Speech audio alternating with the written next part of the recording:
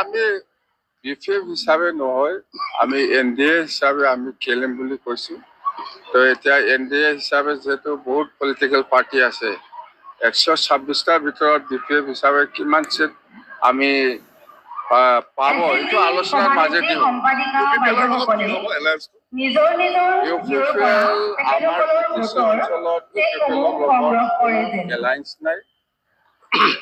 স্পষ্ট কথা, যদি NDA হিচাপে ইহঁতৰ যদি কিবা অংশীদাৰ হ'ব বা হয়, বা NDA হিচাপে যিহেতু